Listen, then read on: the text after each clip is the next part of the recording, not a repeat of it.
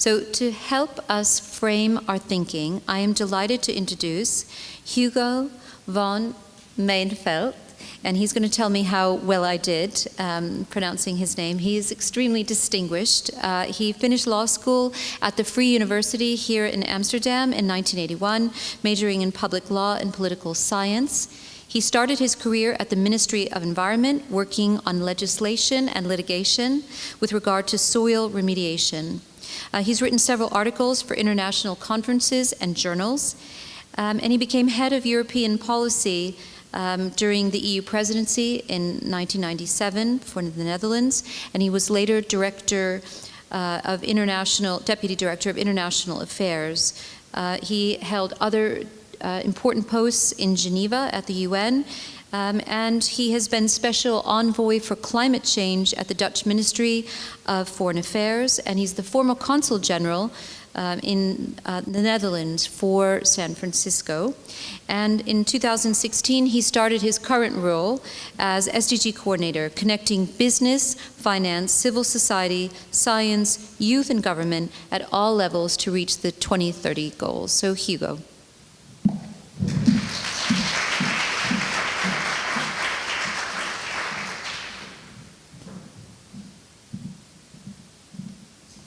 So thank you very much for inviting me. It's an honor and a privilege to be invited by all the organizations. Well, I'm not very good at this. So let me start first how I bring the message here in the Netherlands. So I try to avoid to let's say, bring the story top down. Once upon a time, there were 193 leaders assembling in New York. When I come in a small village here in the Netherlands, that doesn't appeal very much.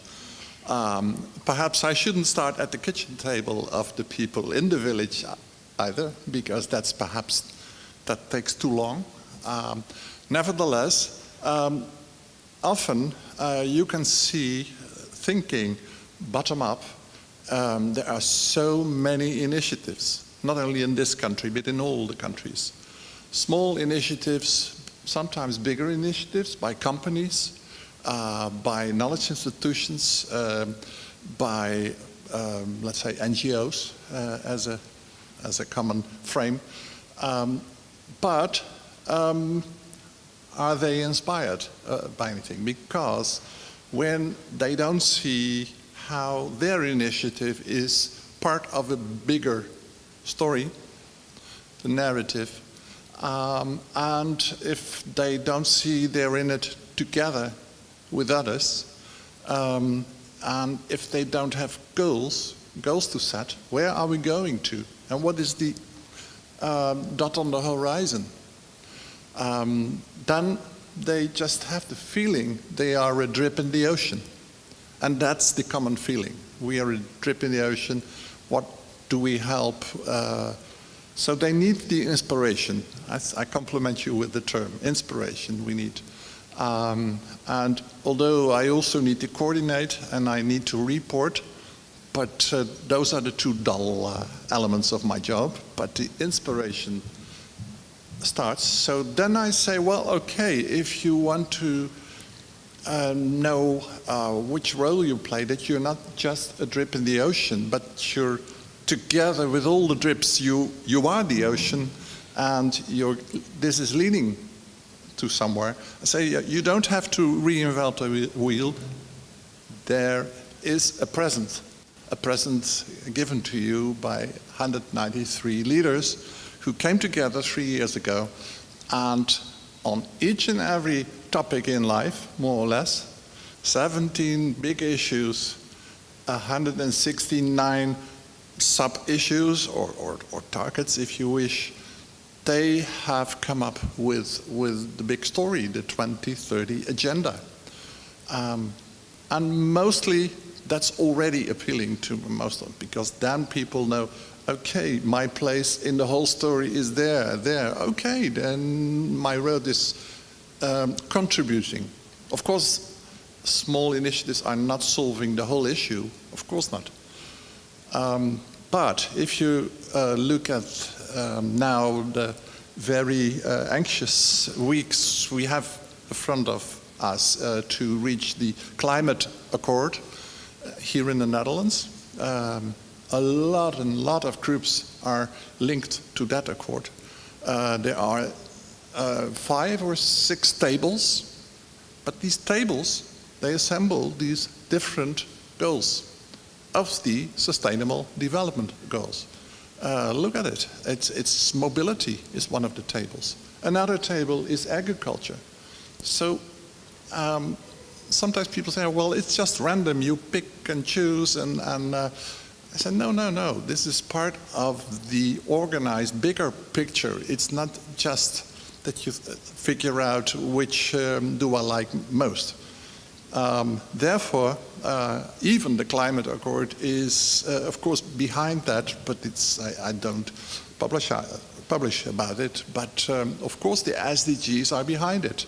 And when you look at the agreement in New York, the dot or the block 13 on climate is left empty because 3 months later in Paris, the agreement was reached. And it's part and parcel of the SDGs. So now we are implementing this bigger story in the Netherlands, and we try to help. Now, that's the next step, of course, that you help all these initiatives in the Netherlands, thousands and tens of thousands of initiatives, to find their way to the bigger picture. Because that's the big question is, where do bottom-up initiatives meet the top-down story? So where do I coordinate? What can I report to the parliament in the Netherlands? Or once every 5 years, we voluntarily report to the United Nations as well. And of course, I need information. I need data, as you said, data. It's very well, 3 priorities. And we have to set this up. Through a LinkedIn system, for instance, there's a gateway. Companies, institutions, and others can load their initiative up to this website. But then again, I'm not an expert to aggregate them and say, okay, this means we made speed with 6% this year for that and that topic. The only thing what I did is ask our Central Bureau of Statistics to measure every year, where are we? And we did it, we were the first in the world to do this. November 2016, then March 2018, they came out with their second report, and next year they will come with the third one, which is even a merge of, now I don't know what the English translation is, because that's also my argument to merge this, by the way. I said, abroad no one understands what we're doing with this. It's called the Monitor Brede Welvaart. So the Dutch people around me, okay, wait a minute, I heard of that. But, well, within UNECE and the OECD, they are working with that as well. I think that system is better measuring not only the here and now, that's well kept in the SDGs, but also elsewhere and later. So if we are very happy here in the Netherlands and we are consuming very good, then it's to the detriment of people living somewhere else in, of course, developing countries. And also the children of our children are not so happy, I guess, if they say, well, you consumed everything, where is my part? Therefore, we will come out now with a third report in I think, May 2019.